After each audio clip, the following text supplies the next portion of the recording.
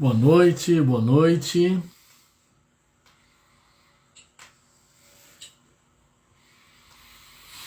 Boa noite. Nosso convidado já está online. Nosso convidado já está online. Eustáquio Prata, Carlinha de Castro. Estão chegando aí. Boa noite. Estão me ouvindo bem? Alguém pode sinalizar se está me ouvindo bem? Por favor. Se alguém puder me responder, se está me ouvindo bem. Como está o som? Boa noite. Obrigado, Carla. Obrigado. Obrigado, João. Obrigado. Boa noite. Boa noite. Boa noite. Boa noite, Pedro. Boa noite, doutora Simone. Boa noite a todos aí. Guardando o Leandro Gamboge chegar para mais um Café com Gamboge.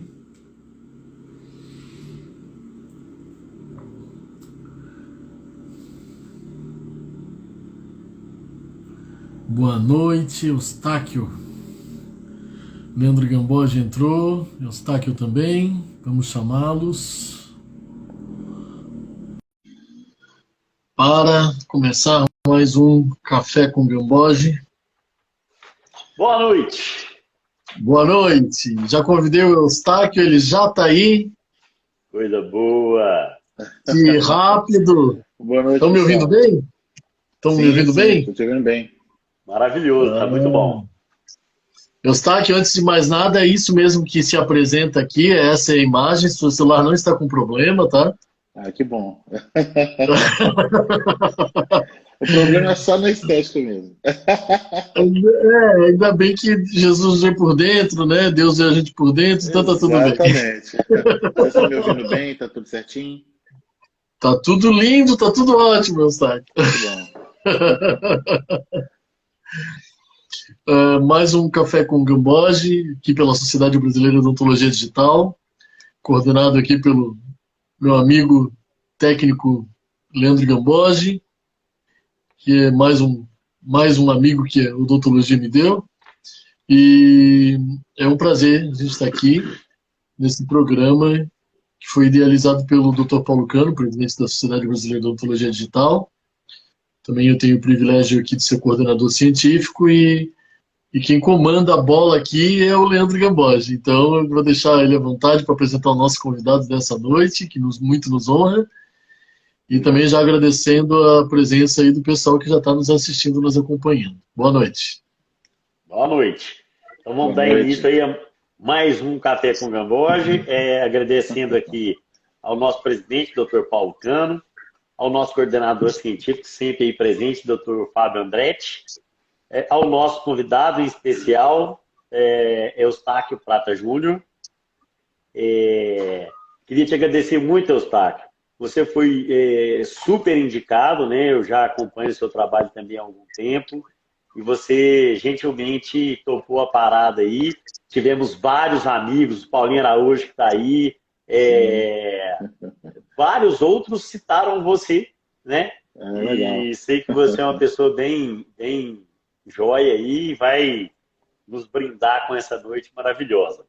Gostaria de pedir, antes de te dar a palavra, também para que as pessoas sigam o Instagram da Sociedade Brasileira, que é SBO Digital _ Oficial, o nosso YouTube, que é SBO Digital, e a página que é o www.sbodigital.org.br. Ok, Fábio? sbod.org.br. od.org.br. Perfeito. Eustáquio, então, mais uma vez, muito obrigado pela sua presença e gostaria de dar início ao nosso bate-papo com você se apresentando para o nosso público. Boa noite. Boa noite. Primeiro, eu quero agradecer a vocês pelo convite. Foi um prazer na hora que você entrou em contato comigo para que a gente pudesse fazer. Agradecer os amigos, né? O Paulo Araújo, o Paulinho, eu chamo de Paulinho Laboratório Modelo em Minas, o Reinaldo, o Márcio também, Márcio Breda, falou, cara, falei de você, vai lá e tal, porque realmente eu não sou muito de participar de live, né? Eu fico mais na minha. Eu sou Eustáquio Prata Júnior, de Vitória, Espírito Santo, e estou aqui para poder trocar uma ideia com vocês e colaborar no que for possível. Bacana demais. Eustáquio, não poderia deixar de citar também, além de todos esses grandes amigos que você citou, que nós temos em comum, o Maranguelo hoje também fez uma menção a você no grupo lá dos técnicos, né? Então a gente fica muito feliz aí. Tá aí presente com... na live, Maranguelo. Tá aí presente na live. Uma grande honra, Maranguelo. Você tá aí com a gente. Além de ser um grande profissional, né? Acho que é um formador de opinião sem sombra de dúvida, nos melhores. É uma pessoa muito autêntica. Eu gosto muito dele, a gente é muito amigo. Isso é muito legal. Essa é uma característica, acho que encanta a todos, né? Reinaldão aí também com a gente, que citou você. É o grande rei. Um abraço, rei. Eustáquio, eu gostaria de dar início ao nosso bate-papo, né? Sei que você é uma pessoa extremamente estudiosa, um grande ceramista, e a gente ouviu falar muito bem de você, principalmente no âmbito das maquiagens, né? Você hoje trabalha muito com as cerâmicas maquiadas, você ainda estratifica bastante. Qual a sua percepção entre essas duas técnicas, né? O que você pode nos brindar a respeito desse assunto aí? Que a gente sabe que você é um dos maiores nomes aí da maquiagem no Brasil. Meu nome é grande mesmo, Eustáquio Prata Júnior. Um dos maiores nomes. Então, Leandrão, então é o seguinte, cara. Como é que tudo começou? Eu vou ser rápido para explicar essa parte. Quando houve o problema dos copos de Procera, eu tive a necessidade, Procera, Lava 3M, terceirização. Eu precisava ter uma estrutura, alguma coisa que me lembrasse, né, um coping de zircônia que vem branco. Então surgiu a MO0. Quando eu vi, falei, poxa, eu tenho uma tacada boa. E fui procurar artigos científicos, já tinha muita coisa sobre o material, no caso de silicato IMEX. Eu fazia muito onlay refratário, onlay, coroa até posterior, que está até hoje, isso vai muito de cimentação, preparo e tudo mais. E aí tinha as pastilhas HT e LT, e eu fazia um forrinho de LT ou de HT e ainda estratificava. Por que eu fazia isso? Porque as coisas que eu tinha visto de maquiagem não me agradavam e eu não queria que os meus clientes, os parceiros que me procuram para trabalhar, percebesse a diferença brusca para uma maquiagem. Eu queria que ele sentisse a mesma beleza que eu conseguia fazer numa onlay, por exemplo, refratária. Aí o Paulinho, será que ele está nos ouvindo? Dá um alô aí. O Leandro talvez tenha travado, mas ele já vai voltar, Tá rolando normal. Só ele lá que travou, tá? Então tá. Se cair, eu chamo ele de novo.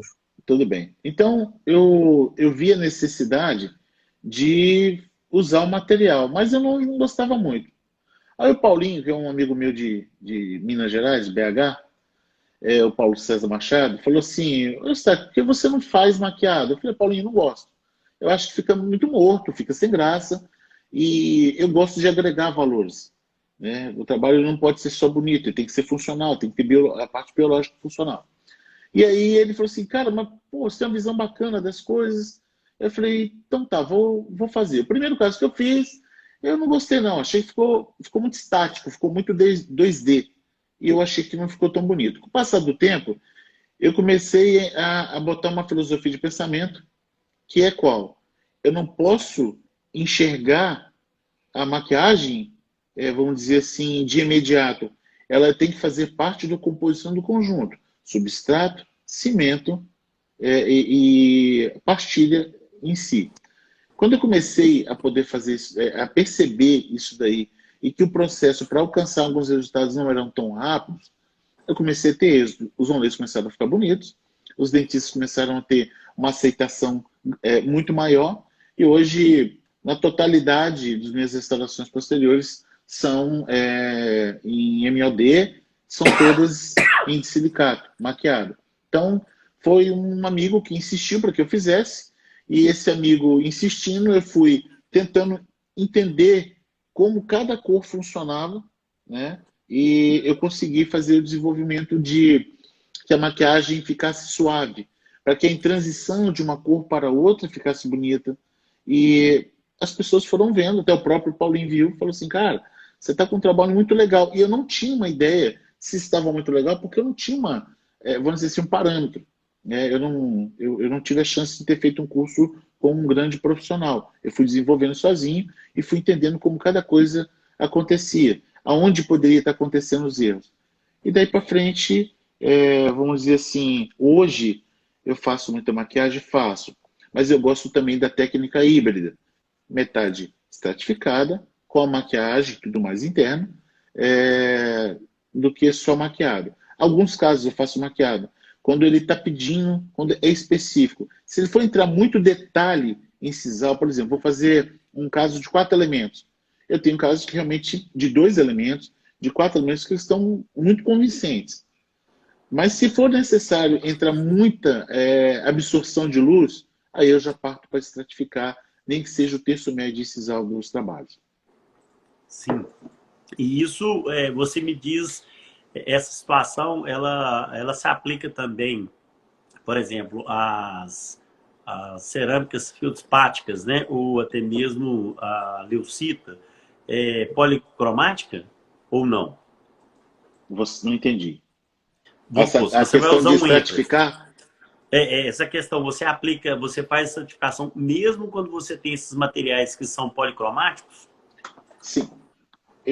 Olha, o que acontece é o seguinte, isso depende muito o grau de exigência que ou o paciente ou o cliente tem. Uhum. Porque, veja bem, Nando, se você, o que eu expliquei, se você passa do ponto, fazer uma maquiagem bonita é possível porque você cria meios para isso.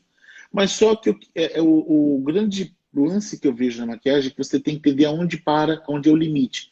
Se você faz, às vezes, um trabalho que a maquiagem está muito bonita, mas em que você está tendo a percepção só frontal e não vai imaginar que aquele paciente vai tirar uma foto de lado, alguém vai tirar uma foto dele. Se essa maquiagem está muito pesada, você está tentando botar muita absorção de luz, ela vai manchar. Sim. E aí você vai olhar o trabalho e falar, poxa, está bonito. Na prova do trabalho, olha, está manchando. Então, por quê? Ali você passou do limite que era necessário para se fazer uma maquiagem. Então, se eu fizer, por exemplo, um Imprescad, umas pequenas estratificações, se for necessário, como estou falando, borda translúcida. Com maquiagem, você tem. É aí que eu te digo, você tem um limite maior ainda. Se você passar do ponto, o trabalho vai manchar. Vai ficar muito bonito de visto frontal. Quando você botar o paciente em outra perspectiva, já não vai estar tão bonito mais. Eu gostei da sua resposta quando você fala se o paciente ou até mesmo o profissional gostar ou o dente vizinho permitir, né? Quando você está fazendo um elemento unitário. Você precisa ter... A absorção de luz dele é tamanho que às vezes que só com a estratificação que você vai resolver, né? Que é a maquiagem. Porque nós somos falsários. Um amigo meu que fala sobre isso. Nós somos falsários. Nós imitamos. Tentamos imitar, nos dedicamos para imitar a natureza. Então, se você faz uma escolha de uma técnica que não seja muito feliz, dependendo da situação, vai ter casos que você vai maquiar e, poxa, vai ficar muito bonito. Mas dependendo do grau de absorção de luz, se você perguntar aonde que a maquiagem ela exige muito de você entender o limite dela, é quando são dentes com maior absorção de luz. Que você vai ter que colocar mais pigmentos que tem uma composição que vai... tudo que absorve luz vai ter uma composição de preto no meio. Então você tem que ter muito cuidado. Se é um dente que você pode controlar a luminosidade e ele tenha mais detalhes que não seja de absorção de luz, tipo como eu expliquei, de bordas translúcidas, ok, você consegue ter um belo resultado e todos vão sair satisfeitos. Mas se você puder estratificar, você vai ser um falsário mais bem sucedido. Porque a luz vai trabalhar a seu favor. Entendeu? Não quer dizer que a gente não consiga fazer trabalhos bonitos só maquiando.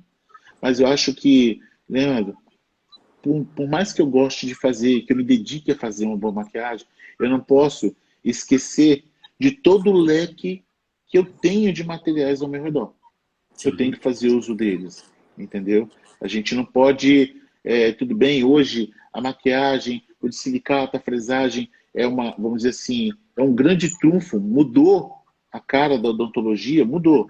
Mas a gente não pode esquecer do que nós temos para poder usar ao nosso dispor no dia a dia. Verdade. Eu queria fazer um adendo. Eu vejo casos do cara selecionar, por exemplo, um HT. Se ele selecionasse um MT, ele passaria muito menos trabalho para chegar no final do trabalho, né? Porque ele não sabe a seleção do material, né? A seleção do material, são duas coisas, como você comentou. Uma, você vai fazer o problema todo que quando você usa HT, ela é mais ilusoriamente mais fácil de trabalhar, né? Só que de contrapartida, ela já absorve luz. E a maquiagem, ela tem um problema, do meu ponto de vista, é que se tudo que está muito bonito, muito chamativo na mão, na boca ela vai ressaltar demais. A minha referência, eu digo para vocês, foram as feldspáticas, foram as refratárias. Porque quando você pega um trabalho refratário na mão, você desincluiu, ou tirou da lâmina de platina, ele é morto, ele não é tão bonito. A beleza vai surgir com a composição, né? Pós-cimentação ou momento de prova. Então, quando você escolhe HT, por exemplo, você tem que ter vamos dizer assim, um bom contato com o cliente que vai cimentar HT. Porque ele tem que ter à disposição o leque, como nós temos no laboratório, de materiais de adesão que ele escolha qual que vai ser mais adequado à luminosidade a ser usada para cimentação. Se ele tiver, por exemplo, um clear, um neutro, ou um a menos, não, vamos dizer assim, poxa, nesse momento eu só tenho esse cimento A1. Vai acontecer o quê? Vai ser uma somatória e vai ter uma absorção de luz muito grande. E ele pode matar, né? Pode até matar o caso. Né? Mata o caso, exatamente. Ele tem que preocupar com a interação, né? Do cimento, a peça e o substrato. Exatamente. Acho que um dos maiores resultados que você vai ter é exatamente quando você trabalha com profissionais que estão enganjados em ter os materiais para poder fazer a cimentação e os testes. A HT com um substrato bonito e você tiver não uma grande espessura, que é outro problema também, é quando você tem variações de espessura. Você tem que ter, quanto maior a variação, a pastilha mais, vamos dizer assim, menos translúcida eu uso. Se a variação for muito grande, eu parto até mesmo para LT. Claro, desde que não seja BL. Tá? Se for dentro da escala de A1, vamos dizer assim, A1, B1, B3, eu vou usar LT. Eu não vou usar nem MT nem HT. Por quê? Eu quero facilitar a vida de quem vai cimentar. Eu não posso deixar ele... Nossa, esse dente ficou um pouco mais escuro. Eu vou botar um cimento mais claro aqui, nos outros eu vou botar um clear. O que vai acontecer? Com o passar do tempo, quando tudo se hidratar, os dentes se hidratarem, cimento e tudo fizer a junção, ele vai ter uma percepção de que um dos dentes está com mais luminosidade que o outro. Então, quando você usa uma... A gente tem uma pergunta aí. O pessoal que está nos assistindo, fica à vontade para fazer pergunta, tá? Fratura em casos com cutback, zircônia de silicato, como evitar? Zircônia de silicato Tecno-Cutback. Coping de zircônia, né? Eles colocam de silicato em cima, como evitar? Olha, deixa eu ver se eu entendi bem. Vai botar um coping de silicato em cima da zircônia? É isso? Pelo que eu estou entendendo, é zircônia você ter uma e aplicar um silicato em cima. E botar um silicato em cima? É isso? Como evitar a fratura? Cutback. Exatamente. Uhum. Não, está falando de Emexeran ou está falando de silicato? Que eu tô perdido assim. Vai ter uma zircônia, certo? Ele vai cimentar uma coroa de zircônia, uma coroa de silicato por cima da zircônia, ou vai aplicar Emex por cima da estrutura de zircônia? Pelo que eu entendi, é aplicar, porque está falando de cutback. Sim. Olha, é resfriamento. Tá? Vamos dizer assim, se for uma trinca de expansão, porque a união química da zircônia com as cerâmicas, ela é um pouco, vamos dizer assim, um pouco pobre. Não vou dizer assim totalmente pobre, senão, a hora que você tirar, você tiraria até com o dedo. ela não é tão eficiente, por assim dizer. Então, acho que o profissional, quando você trabalha com copy offset, ele não exige tanto de você. Mas se você for trabalhar, desculpa, com um copy ou uma estrutura, quanto maior a estrutura, maior é o tempo de resfriamento com forno fechado que se deve fazer. Então, essas trincas ou essas fraturas, normalmente não é trinca, ela é fratura. Ela está muito ligada ao resfriamento. Isso a gente pode, quem trabalhou muito com metro, como muitos trabalham hoje, sabe a importância de você respeitar o set dos materiais. No caso, essa expansão vai ocorrer o quê? A zircônia vai ter um tempo de resfriamento diferente da cerâmica e vai haver um momento tipo assim, de contração enquanto uma está expandindo e acaba rompendo e havendo essa fratura. A diferença de uma fratura de boca, né? Que aí já é uma questão funcional, de ajuste, aquele pacientezinho que precisa usar uma placa e tudo mais. Não sei se ficou bem respondido. Obrigado. O colega ali sinaliza se respondeu, né? Qualquer coisa pode perguntar de novo, que a gente tem à disposição. Fica à vontade. Eustáquio, você fez uma citação aí, cara, que eu acho surreal. Eu gosto também muito de trabalhar com os blocos, né? LT. Uhum.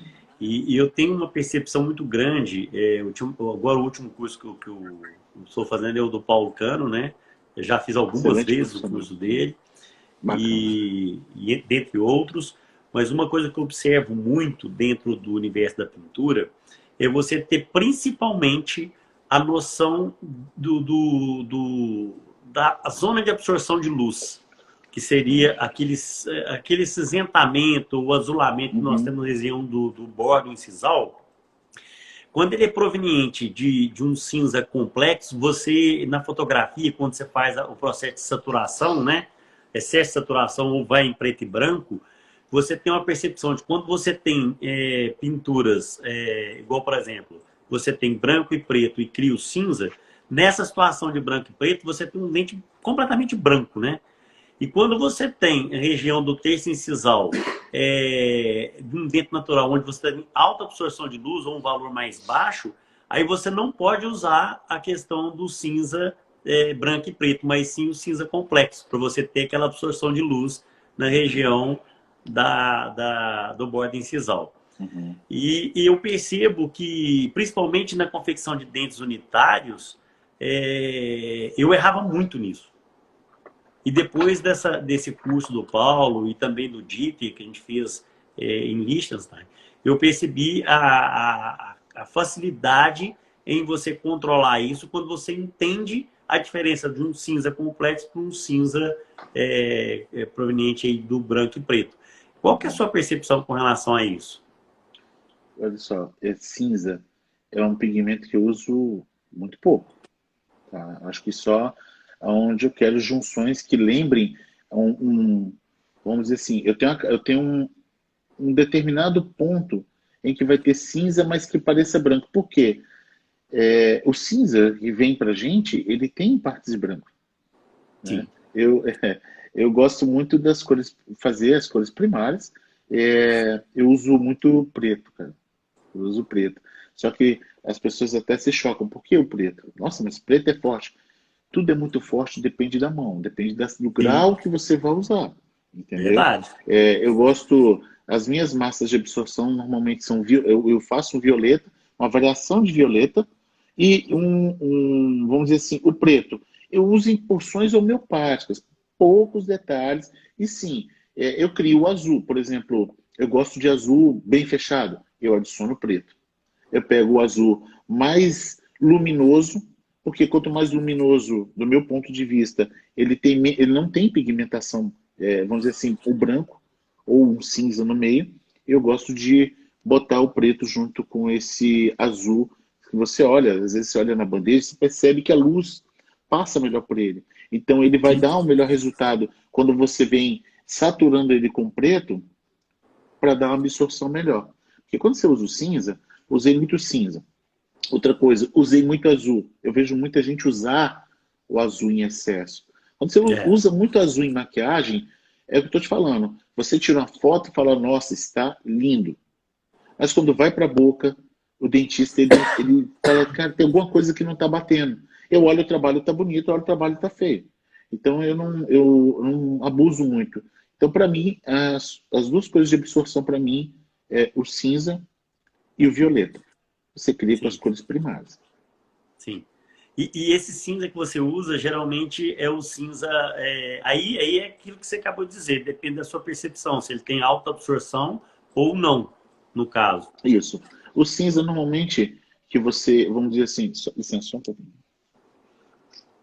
O cinza, normalmente, que nós temos, que vem dos fabricantes para que a gente possa usar, eles dão uma falsa ilusão. Você vai ter uma barreira que dá uma sensação de absorção de luz. Por quê? Se você pegar e diluir e olhar, você vai ver que ele tem uma parte de branco. Ele Sim, não é um cinza. Se você complexo, botar né? do complexo, para mim, do meu ponto de vista, o cinza na maquiagem, eu prefiro só o preto. Mas É. lembre-se, em pequenas porções. Eu só uso cinza onde eu quero dar um efeito que a gente tinha nas massas chamado fog. Eu quero dar um efeito cinza, mas que não dê tanta absorção. Tem algumas restaurações onde tem uma emenda, eu vou imitar uma restauração onde um dentista fez no dente vizinho. Então, para mim, vamos dizer assim, clonar aquela cor vizinha, eu vejo que se eu botasse o preto não ficaria tão bom. Eu preciso usar algo que dê um efeito esfumaçado. No caso, aí eu Uhum. uso o cinza. Legal. Essa a questão de você usar também marcação de cerâmica também, né? Você sempre É, usar o efeito cortina lá, o som volta, do... fala de novo, porque deu uma paradinha, eu acabei não conseguindo te ouvir. Então, eu estou dizendo que na maquiagem, se você for olhar o conceito de sombra e luz, quando você faz aquele efeito cortina lá, você acaba podendo usar dos mesmos princípios para a parte de pintura. Porque quando você coloca sempre uma região onde você coloca um creme, por exemplo, e depois confronta com um preto ou com um azul, você cria aquele efeito de profundidade, né? Um ao lado do outro, você cria o efeito Sim, cortina, sombra e luz, que dá um efeito muito natural e de profundidade muito legal. sim, eu concordo. Isso é possível. É o princípio básico, reflexão e absorção.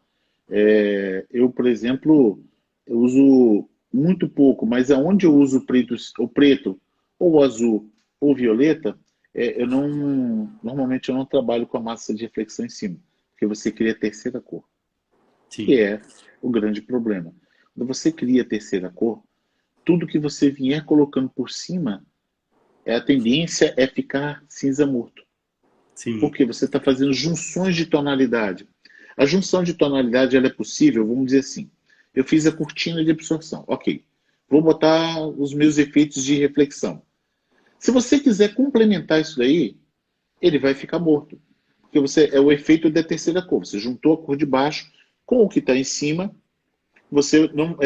Veja, a maquiagem ela se comporta, do meu ponto de vista, diferente do que se trata com a estratificação. A estratificação pode aceitar, porque os materiais, no momento que você está aplicando, eles, vamos dizer assim, se se fundem. misturam. Na Sim, passada, não, a própria passada do pincel faz com que haja mistura. Na maquiagem, não. Esse efeito ilusório, ele é estático. Então, se você, aí que eu te digo, passa do ponto e cria a terceira camada, você vai ter um problema de que o trabalho está morto. Aquele mamelo que não tem vida, que você não percebe uma profundidade no conjunto, porque tem a cor de baixo e a cor de cima. Então ele acaba um bloqueando e atrapalhando o outro. isso é muito legal que você falou. Nas aulas do Paulo, ele fala muito sobre essa questão aí de você realmente criar essa percepção terciária aí, né? Você misturou duas Uhum. coisas ali primárias, você joga uma sobre a outra, você acaba perdendo aquele efeito que você queria que saltasse na peça, né? Sim, Então é muito legal. Acho que a maquiagem você tem que ter um cuidado enorme no posicionamento das colorações. Você não pode simplesmente ir pintando e não lembrando dos posicionamentos e sempre estar visualizando aquilo que você fez para você ter um efeito tridimensional mesmo nas pinturas ali. Assim, muito bem. Eu vejo dessa forma. Eu acho muito que funciona bem. Eu tenho casos que eles confundem mesmo se eu maquei ou não, mesmo visto fotos tiradas de perfil. É legal, mas eu digo para você, eu alcancei esse resultado. Se você falar assim, você fez porque foi mais rápido para você, não. Eu estratificando teria sido mais rápido. Era um rapaz que a proposta dele, principalmente pela proposta dele, era necessário que fosse em silicato. Ele usava placa e tudo mais, e se ele não... Acho que talvez se ele não tivesse essa necessidade, eu teria feito parcialmente estratificado, teria ficado tão bonito quanto ficou maquiado, mas me deu trabalho. Porque quando você tenta fazer, eu faço trabalhos com poucas queimas, desde que seja, que enxergue que eu vou precisar de botar pouco pigmento. A partir do momento que eu tenho que incrementar, eu vou dando cada vez mais queimas. Por quê? Eu vou diluindo mais o pigmento para levar mais queimas. Você pode falar assim, mas Eustáquio, por que você diluiu? Porque se o pigmento já está ali, você posicionou, não justifica você diluir para dar mais queimas. Mas é que quando você dilui e dá mais queimas, você vai diminuir a faixa de que aquele pigmento vai entrar. E aí você vai ter a sensação de que em algumas regiões a profundidade está maior. Porque se você bota tudo de uma vez e quer fazer, vamos dizer assim, ó, primeira queima do pigmento de absorção, um exemplo, na borda incisal. Primeira queima, vamos dizer assim, ó, primeira, segunda, terceira, quarta. Quando chega na quarta, a primeira eu usei o violeta, usei o azul mais suave e depois só detalhei com aquela quantidade homeopática de preto. O que acontece? Você tem a sensação de uma ilusão. Se você faz tudo de vez, eu já observei que toda vez que eu tentei fazer, porque, veja bem, né? Eu faço meus trabalhos, mas eu tento ajudar, de alguma forma, um amigo que talvez ele não vai ter os mesmos recursos que eu tenho, mas eu quero que ele faça o melhor que ele puder, tem feito.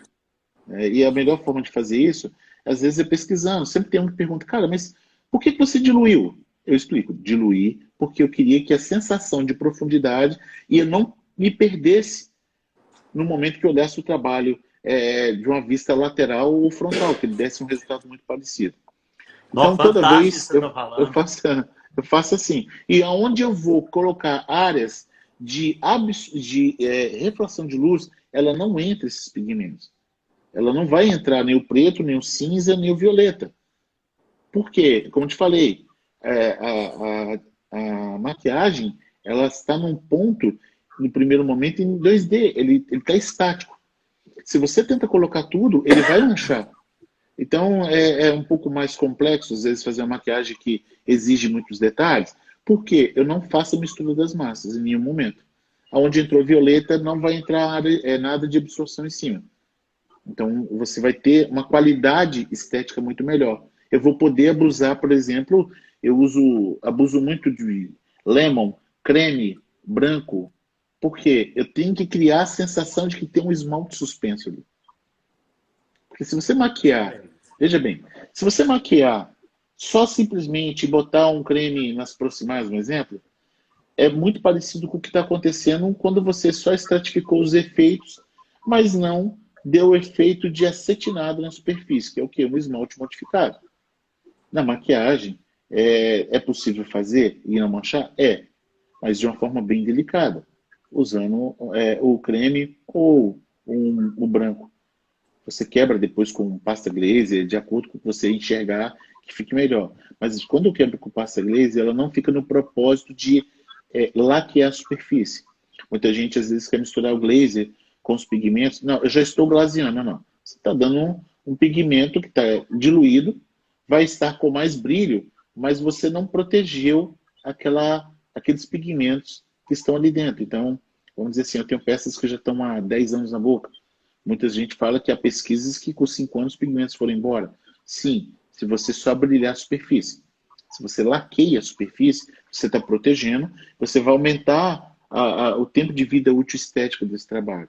Porque ali está tudo protegido. O glazer, bem executado, É uma camada vítrea, né? Você está dando, vamos dizer assim, uma proteção extra para aqueles pigmentos. Temos uma pergunta. Temos uma pergunta. Equalização de substrato de dente com núcleo de níquel cromo. Alguma estratégia? Olha, você vai ter algumas opções. Se for um incisivo central, por exemplo, eu aconselho você ter. Olha, por que eu até tenho cuidado para falar isso? Porque hoje tudo se tenta resolver com silicato ou zircônia. Vai ter situações. Eu fiz isso porque o parceiro que estava fazendo o trabalho comigo é alguém que tem muito respeito, muita amizade. E eu fiz de propósito. Eu fiz zircônia opaca e fiz uma metalo com ombro. O resultado final, o mais bonito, foi a metalo com ombro. Por quê? O caso pedia para que fosse com metalo com ombro. Mas isso vai muito da parceria e do grau de aceitação. Porque, gente, o meu ponto de vista, não se pode menosprezar os materiais que você tem em mão. Não dá. Mas vamos botar, que eu acho que a pergunta que eu não respondi, que a pessoa pediu, mas vamos botar que se fosse o caso de usar em zircônia ou de silicato. Se for de silicato, você vai ter que ter um belo espaço para usar uma HO. E vai depender também da parceria com o seu cliente, para que ele entenda o que você está tentando usar e ver qual o recurso que ele tem para te ajudar no momento da cimentação. Sempre, quando se trata de prótese, veja bem, eu talvez não tenha boas dicas para, vamos dizer assim, trabalhar num ritmo muito acelerado, mas eu tenho umas dicas que são legais para você trabalhar em casos mais complexos, né? Você pode fazer uma superestrutura de HO, fazer uma coroa, aí vai depender se você vai fresar, ou vai injetar, ou vai imprimir para injetar. Você vai fazer uma coroa por cima desse cópia de HO, vai injetar ou vai fresar, se for fresado já vai estar pronto. Depois você vai conversar com o seu cliente qual o tipo de cimento que ele vai ter, se ele vai ter um 200, tem que ser um cimento autocondicionante. Hoje temos uma variação muito bacana de cimento autocondicionante para você trabalhar essa peça numa cimentação. Dá resultados. Eu fiz trabalhos que ficaram muito bonitos assim. Eu cubro com HO toda aquela região, deixo só uma faixinha na cervical para ser em LT e boto a peça ali em cima. Realmente cobri bem. Né? Tem alguns amigos que eu tenho grupo, eu solto esses vídeos, eu só solto eles na internet que não são vídeos muito bonitos, mas o conteúdo em si ele é muito interessante. O conselho que eu dou para todo mundo que quer trabalhar sempre com metal free, se for possível, se for um laboratório de equipe que talvez tome conta dessa parte. Mas se você que não é um laboratório grande, sempre procure trocar uma ideia sobre cimentação. A cimentação, atualmente nós temos cimentos de uma variedade enorme. Ivoclar, exemplo, Ivoco, você tem uma variedade muito grande de qualidade de opacificação. Se ele tiver um bom cimento e ele entender o cimento que ele está usando, você vai ter um êxito muito grande no trabalho. Agora, só aconselho o seguinte, esquece MT e HT. Para esses casos, LT mesmo tem que ser usado. Mais uma pergunta. Essa camada de laqueação, você altera a temperatura para que haja uma expansão maior da peça e uma maior fixação ou usa a mesma temperatura dos pigmentos? Boa pergunta. Olha, se você tem um forno bem calibrado, para mim, não justifica. Veja bem, a diferença de temperatura entre a pastilha, né, ou o bloco e o glaze é discrepante demais para que você aumente pensando em fazer essa junção. Essa junção vai acontecer naturalmente. Eu uso o padrão do fabricante. E para mim está mais que necessário. Se você aumenta muito a temperatura, vai ficar muito vítreo. E veja bem, esse laqueamento, ele acontece, não é com glazer pó. Se for glazer pó, você vai ter que dar algumas mãos a mais. Eu prefiro o glazer pasta. Ou se você, por exemplo, tiver um glazer pó, você pode usar um líquido tipo do Yamamoto e fazer uma camada um pouquinho mais espessa. Mas vai exigir um pouco de cuidado. Se for mesoclusal, ponto de contato. Então, a pasta glaze ela já dá uma condição. Eu gosto de fazer desse jeito. eu uso a temperatura do fabricante mesmo. Oh, fantástico. Eu gostaria de pedir o pessoal que está nos assistindo aqui, convide os amigos, porque está uma aula sensacional de maquiagem. Já vou te agradecer novamente, porque, Eustáquio, é fantástico. A sua percepção com maquiagem é uma coisa bem diferenciada aí. Eu entendi aquela colocação sua dos níveis que você vai criando na hora de você criar a incisal, né? Que você vai usando intensidades de material. Você me fez uma alusão muito interessante aí, com relação quando você está vendo o mar de cima. Você vê pé da praia ele mais suave e à medida que você vai afundando, você vai tendo uma profundidade maior. Então, exatamente. O efeito que você faz na peça é exatamente esse. Você vai criando níveis de profundidade. De acordo com o que eu passo na praia, de manhã eu olho e tomo essa referência. Cara, mas isso aí. Cara, mas eu achei sensacional isso aí. Foi a primeira vez que eu escutei isso. E eu entendi também, se eu não compreendi errado, que você, para que você não tenha ou não caia na mesmice, né, ter a mesma profundidade, você sempre trabalha setorizado. Você vai criando esse degradê sem deixar as massas se misturarem. Se misturarem, é isso. Você pode até deixar, desde que seja a sua queima final. Porque se você precisar vir retocando, você que maqueia, e os amigos que estão assistindo a gente que maqueiam, sabe que quando você tenta, é possível fazer, tipo assim, né, vou até brincar, nossa, tirei a peça linda, maravilhosa, uma queima só, uma maquiagem só, né? Fixei os pigmentos de uma... Nossa, incrível! Mas poxa, tá faltando um pouco a mais. Quando você tentar colocar esse um pouco a mais, você vai ter a sensação de que os pigmentos estão na superfície, estão estáticos. Você percebe assim, poxa, tá ficando uns pontos no meu, na minha maquiagem. Por quê? Você não trabalhou suavemente as etapas anteriores. Passou do limite, né? Passou do limite de uma vez só. Por exemplo, muita gente fala assim, como que eu faço para evitar aqueles pontos de pigmentos, como se estivesse saturando na superfície dos meus trabalhos? Simples, não jateio. E tem gente que dá um leve jatinho para poder fazer a maquiagem. Já tem gente lamentando que perdeu o início da live. A live vai ficar gravada aqui e também no canal da SBO Digital no YouTube, tá, gente? E tem mais uma pergunta, Eustáquio. O Paulo Araújo está chamando alguém de Taquinho, tá? Então não é intimidade minha nem liberdade minha, tá? Taquinho, explica para o pessoal como você consegue mais luminosidade com a queima de distensão. Manda ele reformular o nome queima de distensão, por favor. Pois é, ele tem que... eu não entendi. Paulo Araújo que mandou. Isso. Paulinho, tá grandes amigos aí, explica para nós Belotti, aí, vai lá. Ângelo. Desenha, nosso amigo, por favor, desenha, Paulinho, faz favor.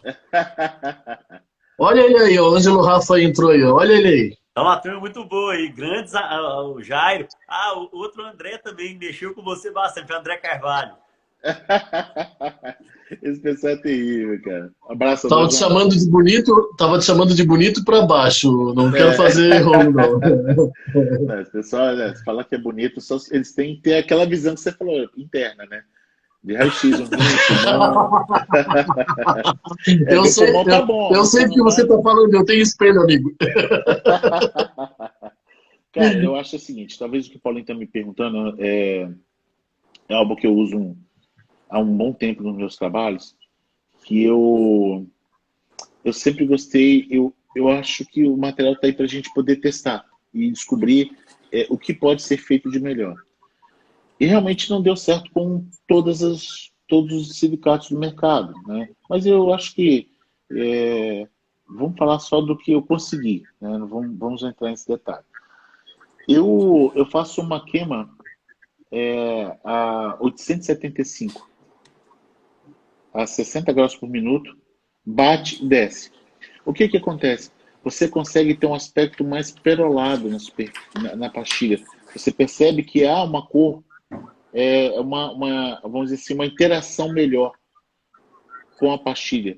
Isso se você tiver um bom relacionamento com o seu cliente, que é importante ter essa parte, para que ele possa te dar as informações de como está o substrato.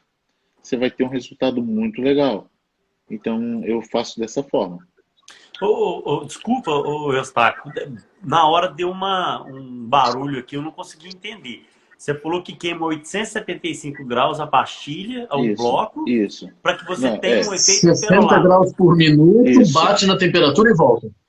E volta, isso aí. Você, por exemplo, que corta, você vai cristalizar e depois vai fazer o processo. Entendeu? Legal. Belíssimo. O que tu tá fazendo com esse esquema provavelmente é mudar ou fazer um controle diferenciado do crescimento dos cristais, né? E daí essa resposta óptica diferente, né? Fica melhor, exatamente. Ela fica melhor, ela dá um comportamento que as pessoas falam, cara, eu acho que fica diferente. Claro, eu acho que não é só por isso. O trabalho fica diferente porque você se dedica a oferecer algo que seja um pouco diferente. Né? Foi a minha proposta, mas você percebe que há uma diferença no comportamento da pastilha. No caso não digo pastilha, da matéria-prima em si, do silicato. Independente se for a pastilha ou se for o bloco, né? Exatamente. Sim. A única coisa que eu vou falar para quem está no mercado, ouvindo, não pega um caso... não pega um caso clínico. Vamos botar que eu testei e uso muito o Emax. Eu não sou consultor da empresa, não sou nada. É porque onde eu me adequei mais. Mas as outras pastilhas ou blocos, teste num caso à parte para ver como vai ser a reação do seu material, para se vai dar esse efeito ou não, aonde que ele vai chegar. Eu aconselho não pegar um caso clínico, se não for de silicato, no caso do IMEX, e fazer esse teste, antes de poder fazer um caso definitivo. Vai que está com o horário marcado. Só para entender, isso você não faz na queima de cristalização, né? Você faz depois, num outro momento. Porque a queima de cristalização, ela é uma etapa. Depois você vai botar o material que já atingiu, que ele vai estar, vamos dizer assim, no mesmo pé, por assim dizer, que está a pastilha que foi injetada, tá? E vai botar para sofrer o processo. Você vai perceber que há um comportamento, isso, e fica muito bonito. Fica bem legal. Eu observei isso uma vez naquele material da Vita também, o Suprinit. O Suprinit. Quando tu faz mais de uma queima, ele vai alterando o valor, né? Isso, mas aí que tá. Quando você faz no de silicato esse processo, ele não vem alterando. No Suprinit ele vinha sofrendo uma modificação. Vai mudando o valor, né? Vai mudando o valor. No de silicato não, você percebe só que como se realmente fosse o efeito pérola. Você não vê um acinzentamento, você não vê um esbranquiçamento. Ele acetina, você fica com um material mais bem acetinado. O Suprinit é um material lindo, cara, fantástico. É lindo. Muito bom. Muito bem colocado isso que você falou, e eu já escutei em algumas lives, já escutei alguns professores dizendo que faz uma última queima no material depois, né, que como se fosse fritar a última camada de pigmentação, e elevando ela aí a 800, até um pouco mais. E isso também não vai mudar essa percepção do material, uma vez que a gente está elevando, ou é só quando chega nessa altura aqui que você citou, 875 graus, que você vai ter essa variação da coloração, né, assim, escolhida para esse acetinamento, se eu posso dizer assim. É uma coisa que eu não expliquei também. Veja bem, é a pastilha pura, sem nada. Sem pigmento, sem nada. Tá? Desculpa, porque a gente foi me empolgando e acabei não sem maquiagem, né? Tu tá trabalhando com material mesmo. Isso. Eu não gosto de... Veja bem, para você fritar, eu não estou dizendo que não possa. Acho que cada profissional sabe o que faz, e eu respeito muito isso. Tá? Seja quem for. Mas para mim, botar um pigmento para queimar muito alto, ele tem que ser de alto. Se você pega um pigmento que seja de baixo e queima muito alto, você vai ter perda. Entendeu? Você vai ter uma sensação do que é croma ficar como se fosse ameaçando a esverdear. Muito pelo contrário. Se se eu puder, em alguns casos eu faço isso, eu baixo a temperatura do pigmento. E o glaze, eu dou o glaze do fabricante, não vejo, não vi um benefício. O que acontece que é o seguinte, você vai ter uma ilusão de que está brilhando mais. Na verdade, você fritou o material que ele foi feito para uma temperatura bem mais baixa. Então você vai falar, nossa, eu matei, por exemplo, matei o glaze com uma queima, está brilhando. Veja bem, brilhar não é proteger, são coisas diferentes. Eu acho que se você perguntar assim, vocês me perguntarem o que os clientes gostam exatamente, é que você pega peças de igual tem. Eu tenho o prazer de olhar uma moça que trabalha comigo, tem as facetas, já tem 6 anos, e você olha, fotografa, parece que o trabalho foi cimentado semana passada. Não há perda de nada. Brilhar não quer dizer proteger. Brilho é brilho, proteção é outra coisa. Então, se você frita demais, eu particularmente não gosto. Também não gosto. Eu chego até a tirar um pouco do brilho para dar aquele efeito de desidratação quando a pessoa ficou com a boca aberta para perder o brilho. Sim. Né? Que, aliás, até eu ia comentar agora. Eu imagino que o mesmo cuidado que vocês tomam para não deixar a maquiagem exagerada, também deve se tomar cuidado no glaze, né? Porque o brilho excessivo também não existe, né? Não, claro que não. O brilho surge na composição, com saliva. Às vezes tem trabalhos que eu tenho vontade até de postar, mas trabalhos estão indo para a boca, eles estão mortos. Você olha, você não vai ver muita coisa, você não vai ver muito detalhe. Por quê? Ele já foi emborrachado, ele já foi polido mecanicamente. Minhas peças todas são polidas mecanicamente. Então, quando você olha na mão, você não vê aquele brilho muito forte, mas quando vai para a boca e une com a saliva, ele fala assim, nossa, cara, ficou bem bacana. Então, eles já estão acostumados a pegar os meus trabalhos e olhar na mão e ver ele mais acetinado. Não vê muito efeito muito forte, porque é um conjunto, é uma junção. Eu tenho que fazer com que tudo tenha o melhor resultado, vamos dizer assim, cimento, o substrato, vamos dizer, se puder colaborar, cimento, pastilha e maquiagem, no caso da maquiagem. Então, mais uma pergunta. Mais uma pergunta do André Carvalho.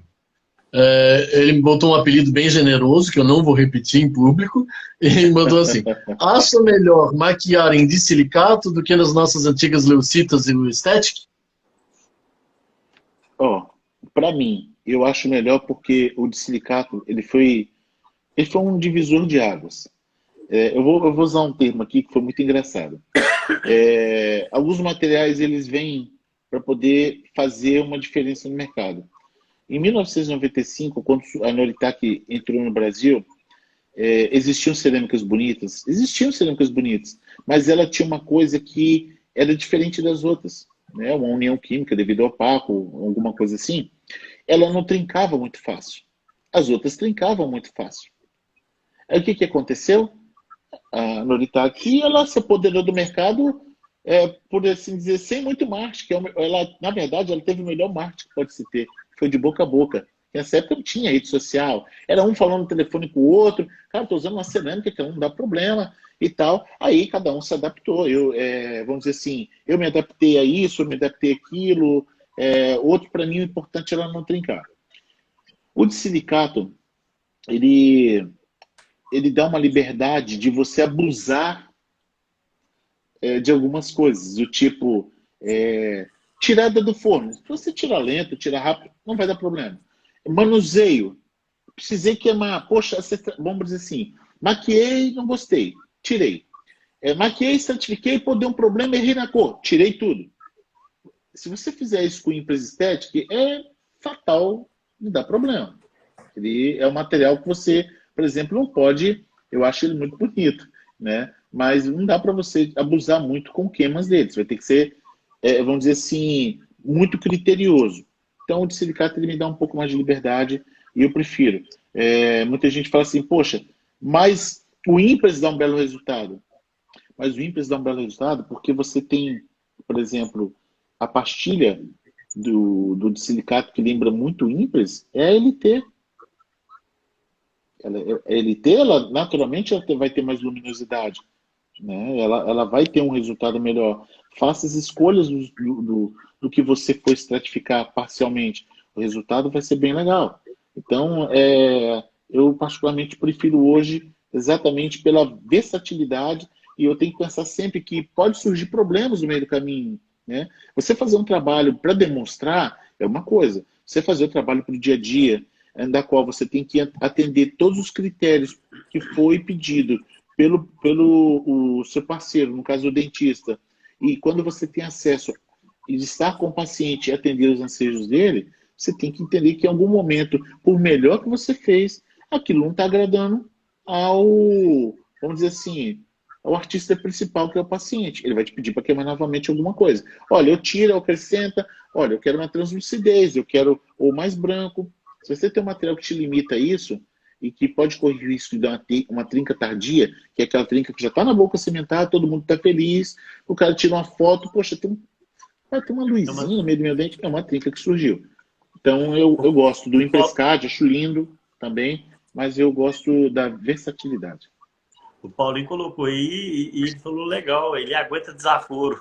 O Aguenta, é isso aí. E outra coisa interessante do silicato é que quando você manda ele para o dentista, a gente tem uma sensação de que não vamos ter problema com trinca. Então, eu falo no ato da cimentação. Porque quando você manda uma feldspática ou mesmo a leucita, se ele tiver fragmentos de resto de cimento ou até mesmo de algum pequeno resto de material, igual, por exemplo, a essas que a gente usa para fazer gente, fugiu o nome, mocap, né? Se não for muito bem retirado, ele bate ali e trinca a beiradinha. O de silicato, como o Paulinho disse, ele aguenta o desaforo, ele não entra, ele dá alguma coisinha. Obriga o cliente, o dentista a fazer um polimento melhor ali, o lance também é isso aí mesmo. O que acontece é o seguinte, o dentista que resolve fazer refratário, ele tem que voltar um pouquinho, tirar um pouco do peso da mão e entender que é importante o preparo estar um pouco mais expulsivo, né? Você não pode ter áreas retentivas que não tem como. Você vai, ou muito finas e retentivas. Vai haver uma fratura. Se ele tocar no centro na hora de apertar e lembrar que ele estava usando silicato e fizer a mesma coisa, vai dar problema. Apesar de ser uma técnica linda. Eu até hoje faço muito refratário. Eu atendo a pedidos, né?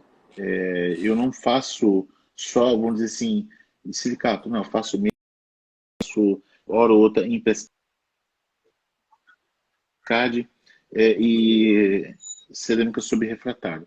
Não faço sobre platina porque o custo se torna muito alto e a gente tem que minimizar os custos e não acho que no final das contas, a nível de resultado, na boca gera essa diferença. Aqui tem um dentista, eu creio, comentando isso. Pode falar, Leandro. O Sérgio Barreto tem uma honra também, está aí com a gente. Ele citou um negócio importante também, com esses polimerizadores de alta potência aí também. No ato da polimerização pode haver trinca também. Sim, você está gerando. A força é muito alta. A força é muito alta, a tensão é muito alta de contração. Quando a peça é muito fina. Sem contar que eu acho que esses fotopolimerizadores muito fortes, eles estão causando uma certa pulpite. Você está aquecendo demais a pulpa. E às vezes os pacientes reclamam que a sensibilidade fica muito alta. Eu acredito que esse está muito forte. Ele está muito poderoso. Abraço, Sérgio. Mas sabe que clinicamente isso se resolve de maneira bem fácil usando a seringa, tá? Você pode jogar ar direto, que é tranquilo para resolver esse problema do calor, tá? Sim. Você fala no ato da cimentação. No ato da cimentação. Começa a usar o foto, joga ar em cima, que tu resolve. Vai resfriar, né? Entendi. Ó, uma bela dica aí. Ouviu? Espetáculo. Legal. Nós estamos quase caminhando para o final, Eustáquio, e um tema que a gente sempre tem colocado aqui. Poxa, já? Pô, tô tão ruim assim, vocês já querem me dispensar? Não, de jeito nenhum. Inclusive, eu estou com algumas perguntas ainda e eu não posso deixar de fazê-las. E a gente sempre tem uma aspas no momento das entrevistas falando um pouco sobre gestão também. que a gente acha que o Marlon também está aí com a gente, outro querido aí, que é a questão da gestão. Eu tenho percebido um profissionalismo muito grande dos técnicos, né, e dentistas também, procurando aí parceiros para estar fazendo consultoria na área de gestão, formação de preços, né? E eu já citei em algumas lives com relação ao benchmark que eu fiz, que é você incorporar melhorias, né, de desempenhos de outras empresas na empresa nossa, né, assim. Então, eu gostaria de saber também a sua percepção com relação a isso. Eu acho que a gente tem que ser nivelado por cima. Eu falo que a gente tem que fazer igual os grandes desportistas, né? Olhar o que o nosso colega está fazendo, não ter ele como um concorrente, propriamente dito, né? Mas sim como exemplo e buscar também melhorar nesse âmbito aí dentro das nossas empresas. Como você tem tratado essa questão de gestão hoje? A sua equipe é composta de quantos colaboradores? Você pode falar um pouco sobre esse tema para a gente também? Posso. Sobre preço, talvez eu te decepcione. Por quê? É difícil você falar de preço porque o Brasil é muito grande. Sim. Eu não posso. Eu disse sobre precificação e custo, hein? Não exatamente preço. Tá. Porque aí preço é uma coisa muito variável. É muito pessoal, eu acho que. Muito pessoal. Acho que cada um sabe onde é necessário. E eu acho que a única dica que eu dou, assim, uma dica bacana, para quem está começando, está com um preço mais em conta, se você buscar melhorar seu trabalho, você vai ter um reconhecimento. Você vai ter um reconhecimento do mercado que vai estar procurando sempre o seu produto. Eu acho que é o melhor marketing. Cara, minha equipe é composta de 3 pessoas, tá?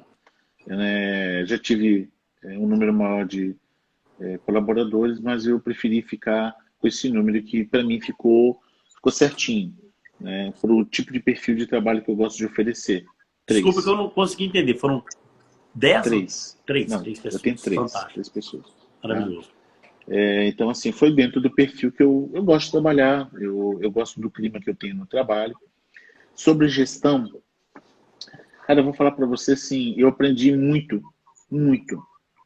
com um cara chamado Paulo César Machado, que é o Paulinho, ele é de Minas, eu acredito que você conheça ele, Laboratório Modelo. Eu acho ele um cara muito inteligente, ele consegue te dar visões de gestão de uma forma simples, sem ser complexa, com soluções tranquilas. Então, tipo assim, eu tinha uma forma de lidar, né?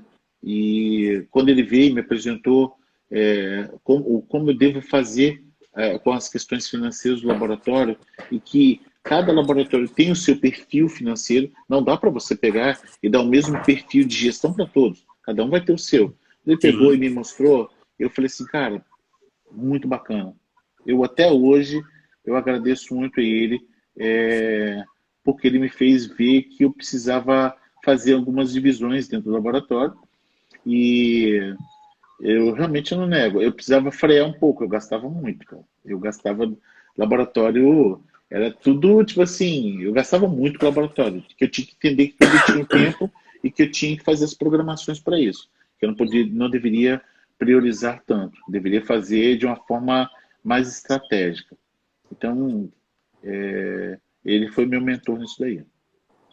Então, fantástico. A gente sempre levanta esse tema pelo seguinte fato, sabe, Eustáquio? A gente tem percebido, né, no mercado uma diferença de preço muito grande.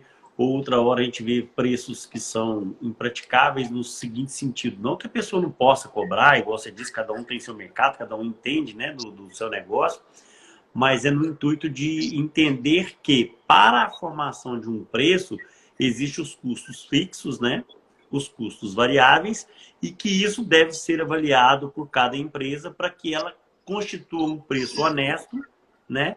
E para que a gente não precise ficar aí virando noite e perdendo material e para no final a pessoa não ter uma qualidade de vida legal. Então, o intuito nosso, inclusive em conversa com o Paulo falou comigo assim, é bom que você tenha formação em gestão e que esse tema possa, assim, sempre ser levantado para que a gente possa contribuir, né, durante o programa com dados para que as pessoas possam evoluir nesse âmbito também. Inclusive, nós estamos com um processo para conseguir trazer pessoas que estão linkadas à gestão, né? Assim como a gente tem a K2Go, eu tenho uma pessoa que tem me ajudado agora também, que é o Luciano, fazer o projeto de gestão do meu laboratório. Eu falo que de tempos em tempos a gente tem feito isso aqui, porque a gente percebe que, principalmente agora, esse momento que nós estamos vivendo, né? Pandemia, nós temos uma alta do dólar aí muito exagerada, então não dá para a gente poder fechar o olho e falar assim, eu cobrava X e vou continuar cobrando X. O mercado é dinâmico e precisa sempre ser ajustado às realidades. Não com o intuito de querer saber o preço dos nossos convidados, não é esse o intuito. Uhum. Não é o intuito nosso também precificar o preço das pessoas que estão nos assistindo, né? Colocar preço no trabalho, mas sim para que as pessoas entendam a complexidade de você formar os seus preços, saber o que você quer ter de lucro, para que a sua empresa tenha realmente uma vida longa e saudável, entendeu? Então, essa é o nosso intuito aí. E nós estamos com 2 projetos. Um é trazer essas pessoas para nos ajudar e para que quem queira contratá-los, que contrate.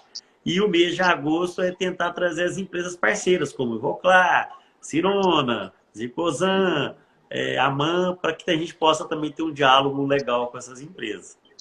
Bacana. Você tem que o pessoal está perguntando, o pessoal que perdeu aí os parâmetros, perdeu as informações que o Eustáquio passou, lembrando, a live vai ficar gravada. Você pode conferir lá depois todas as informações aí que você quiser, tá bom? Maravilha, show de bola. Eustáquio, eu gostaria também que você externasse aqui seus cursos, se você dá treinamento no seu laboratório. Esse é um momento seu, a gente gostaria que você falasse sobre você, no sentido de vender mesmo o seu curso, qualquer coisa que você tenha a nos brindar aí, que você demonstrou extremo conhecimento e foi extremamente produtiva nosso bate-papo. Cara, eu acho que talvez eu te decepcione. Eu quase não dou curso, entendeu? Eu quase não... eu sou muito focado dentro do meu laboratório. Então, tipo assim... então, vamos dizer assim, é até difícil de falar, olha, eu dou curso assim, eu dou curso assado. Não. De tempos em tempos, às vezes, as pessoas me pedem, eu vejo a possibilidade, porque teve um período da minha vida que eu vivi muito para curso, há anos atrás, e... Eu era muito parceiro de empresa, muito. Só que eu vou falar para você, Nando, que é tipo assim, sabe, você não tem que ser muito bom para os teus amigos na rua, você tem que ser excepcional para sua família. Onde que eu quero chegar para você? Se você deve ser parceiro das empresas, deve, mas a sua empresa, ela tem que ser prioridade. E em determinado momento eu perdi esse foco e acabei não percebendo que meu laboratório estava ficando carente de mim. Sim. E os clientes começaram, por mais que gostassem do meu trabalho, eles estavam evadindo, estavam saindo do laboratório, porque não dava tempo de eu atender as necessidades e dar curso ao mesmo tempo. Hoje eu dou curso. Esse ano, por exemplo, não fiz. Ano passado não, porque a pandemia impossibilitou tudo isso daí, né? Mas provavelmente eu faço alguma coisa até o final do ano aqui em Vitória, mas não é nada assim, é tudo muito... Até brinco com o pessoal, eu não tenho nada, não tenho uma fórmula mágica. A única fórmula mágica que eu posso passar para as pessoas é se dedicarem àquilo que elas têm como proposta. Se você tem como proposta fazer um belo trabalho, se dedique. Se sua proposta, você quer que ela chegue ao determinado cliente, se dedique.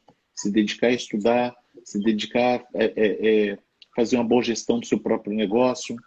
Então, assim, hoje eu realmente quase não mexo com curso. Você pode ver que eu nem tenho muitos seguidores, porque eu quase não faço muita movimentação. Eu fico muito voltado para lidar com os meus clientes, entendeu?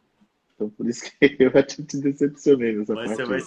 você vai ser solicitado, com certeza, com esse extremo conhecimento, nem que você faça um curso aí anual, ou um a cada semestre, para não sacrificar nem o laboratório, nem a família, mas esse conhecimento tem que ser distribuído, porque é encantadora a sua forma de explicar, muito direta, muito simples, objetiva, é simplesmente encantador. Eu fiquei realmente muito feliz com o que nós estamos falando aqui. Eu tenho certeza que muita gente aí está satisfeito com o que ouviu. O pessoal está pedindo Pô, se tu tem curso online, cara, e é uma alternativa boa você pensar, para parar de não viajar nada, fazer algum curso online. hum, então, talvez eu atenda um pedido de um amigo meu, só para uma situação, eu em particular, é uma coisa minha.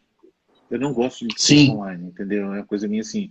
Eu gosto entendo. de estar com você, eu gosto de estar com a pessoa ali. É uma questão minha. Talvez eu atenda porque ele é muito meu amigo, praticamente um compadre, é um irmão. Eu vou atender um pedido a um irmão, né? Mas vamos dizer assim, eu gosto mais, se eu tiver de dar curso, eu gosto de estar presencial, eu gosto de estar ali com a pessoa.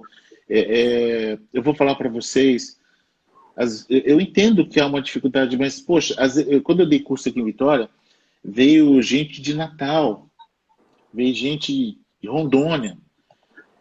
Eu gosto de estar com a pessoa e valorizar o sacrifício que ela fez para estar comigo. Eu gosto por mais que, tipo assim, eu entregue, vamos dizer assim, o suprassumo que eu posso. Mas se eu perceber que o mercado dele não vai absorver aquilo, eu me adapto e falo, cara, vamos trabalhar para você aperfeiçoar dentro do seu mercado. Eu faço, não por um marketing, mas porque eu sei a dificuldade que as pessoas se encontram. Eu já tive nesse lugar, né? Não foi do dia para a noite que eu consegui ter os valores que eu tenho hoje. Hoje eu tenho valores bem expressivos que eu posso cobrar no mercado, mas isso não aconteceu.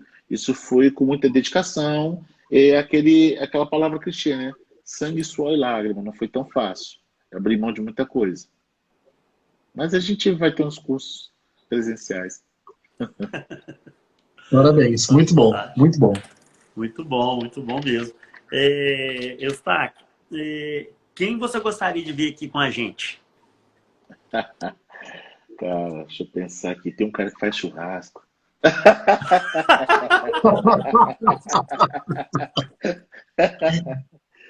Cara, tem uma seleção de profissionais que eu admiro muito, né?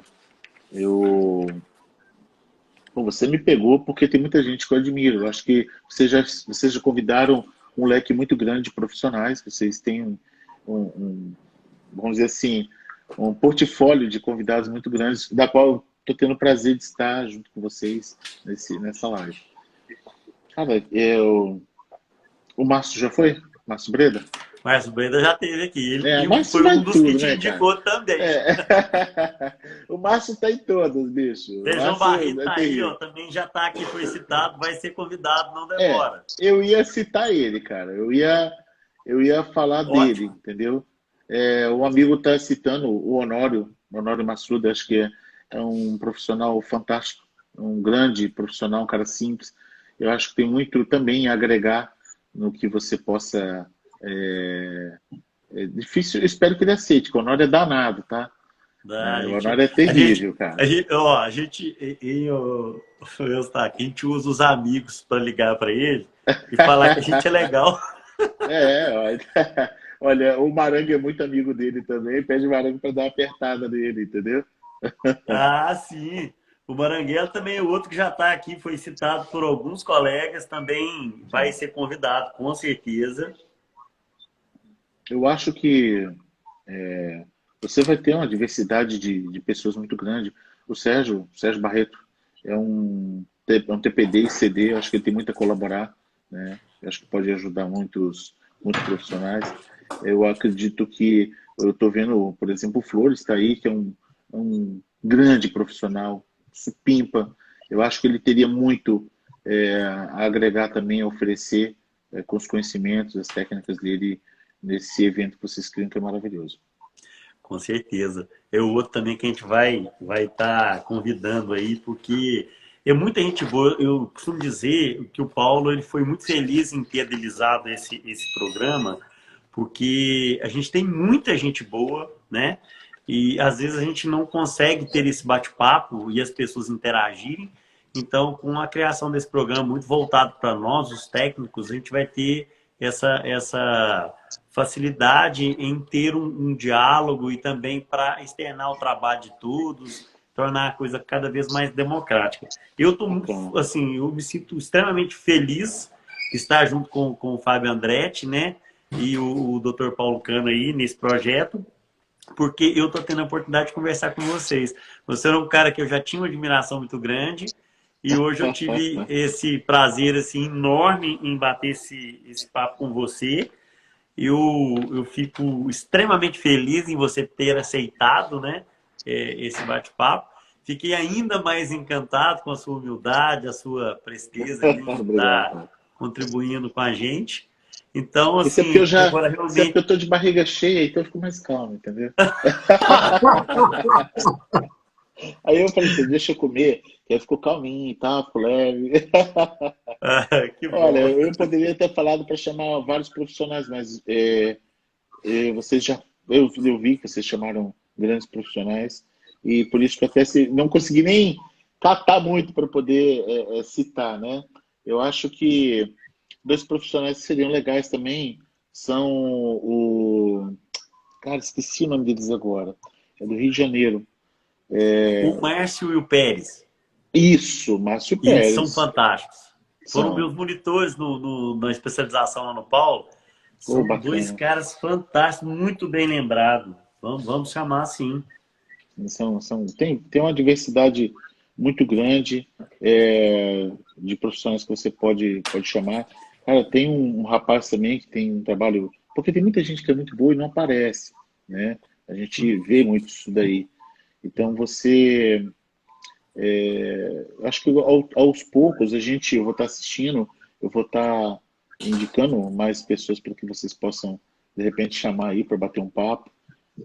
Exatamente isso que a gente quer. A gente quer trazer o maior número possível dos colegas que estão... Às vezes, assim, a gente entra em lives ou a gente entra até no Instagram, mas não conhece a fundo o trabalho. Quando a pessoa é citada aqui, isso a gente acaba virando foco para a pessoa, para ir lá, conhecer o trabalho. Às vezes, própria pessoa dá curso, tem pessoas que a gente às vezes não conhece, né? Então é muito legal isso aí. E tem muita gente boa hoje aí, né, no mercado. Sim, nós temos um celeiro aqui de técnicos fantásticos. Eu fico feliz porque hoje você vê que a informação antes ela era muito restrita. Então, quando você tem TPD Play, tem esse evento que vocês estão fazendo, você consegue ter a dimensão do quanto tem de grandes profissionais e outros profissionais que estão dentro desse projeto, né, você consegue ter a chance de ouvir a experiência dos outros. Eu parabenizo vocês por estar, vamos dizer assim, dando esse presente para a categoria, que é muito bonito. Que bom. Agradeço muito. Eu já vou, então, encerrando aqui, vou para os agradecimentos. A gente sempre agradece ao nosso público aí, que está aí com a gente, fiel, né? Tem muita gente que tem acompanhado aí o trabalho da gente. Ao nosso presidente, Paulo Cano, ao coordenador científico, obrigado, Dr. Fábio, por estar sempre aí obrigado, com a gente. Dr. Fábio. E em especial a você, Eustáquio, pela simpatia, pela cordialidade aí em estar com a gente e passar todo esse ensinamento. Que Deus abençoe muito você, que você seja muito feliz aí e que continue contribuindo tanto para a nossa classe aí, que está né, assim, cada dia mais feliz com esses resultados que a gente vem vendo aí em cada programa, né? E você foi um também que contribuiu muito aí nessa noite. Muito obrigado. Eu que agradeço a vocês. Eu acho que foi uma honra estar aqui junto com vocês, dentro de tantos grandes profissionais que vocês já convidaram e eu estar aqui junto com vocês. Eu que agradeço, muito obrigado. E obrigado ao público que participou junto com a gente. Isso aí. Você encerra, Dr. Fábio. Quero agradecer, Eustáquio, porque não só a questão da humildade, mas assim, a serenidade tua é uma coisa muito legal, assim, é muito bom conversar contigo, foi muito agradável. E eu quero te agradecer pelo conhecimento compartilhado, tá? E faço das palavras do Leandro as minhas palavras. Tu conquistou mais um admirador, com todo respeito. Muito obrigado, tá? E Obrigado, muito obrigado mesmo pela tua participação. E que pena, mas estamos encerrando essa conversa agradabilíssima. Que bom que está gravado, que vai ficar gravado aqui no Instagram e vai ficar gravado também no canal da Sociedade Brasileira de Odontologia Digital no YouTube. Pode procurar lá SBO Digital no YouTube e daqui a 2 dias esse vídeo de hoje já vai estar lá gravado para vocês, tá bom? Quarta-feira que vem tem mais Café com Gamboge, com esse mineiro aí para lá, de especial de bom. Vamos convidar. Mais da conta. A semana que vem Mais da conta, nós temos mais um Pelé a semana que vem, que é o Gineto. Mais um Pelé. Que vai estar com a gente aí. Vocês são demais, hein?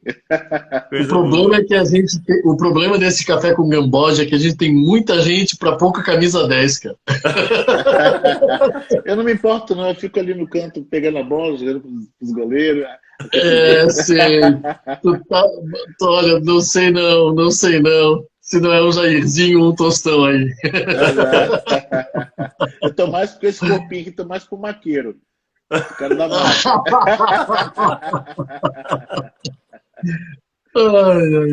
Gente, então, muito tá bom, obrigado. Gente. Muito obrigado. Boa noite. Fiquem com Deus. Obrigado, pessoal. Boa noite. Boa noite. Boa noite. Tchau, tchau. Tchau.